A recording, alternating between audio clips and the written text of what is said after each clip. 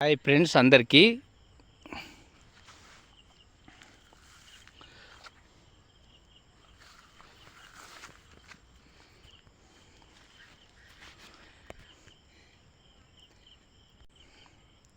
తెలిసిన వాళ్ళకు గరకపోస కూడా మంది అంటారు కదా. ఉదాహరణకు మనం ఈ గడ్డిలో తీపున్న అంటే నమ్ముతామా? కానీ నమ్మవలసిందే. ఈ పూతలో తీపున్నదంటే నమ్ముతామా? కానీ నమ్మవలసిందే. ఎలా ఉంటుందంటే ఈ పూత మీద దుంతెనీగలు ఆరిన తర్వాత ఆ పూత రసం వీర్చుకున్న తర్వాత అక్కడ తెట్ట పెట్టిన తర్వాత ఆ తెట్టలో ఉన్నటువంటి తీపి చాలా మధురమైనటువంటి ఒక తీపి. అవును కదా.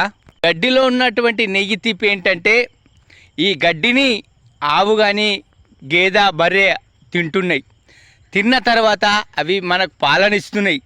పాలను మనము పెరుగు తయారు చేస్తున్నాం. పెరుగును చల్ల తయారు చేస్తున్నాం. చల్లలో నుంచి మీగడ వెళ్తుంది. మీగడలో నుంచి నెయ్యి వెళ్తుంది. మరి ఇవి వాస్తవమే కదా. తీపి ఉన్నదని నమ్మవలసిందే కదా. ఇవన్నీ నమ్మవలసిందే కదా. కొందరు అంటారు దేవుడే లేడని అనుకుంటారు, అంటారు కూడా. అరే దేవుడు ఎక్కడ లేడురా, మీ దేహం లోపలనే ఉన్నాడని మనం తెలుసుకోవాలని మీ అందరికీ తెలియజేయడం జరుగుతుంది మిత్రులారా.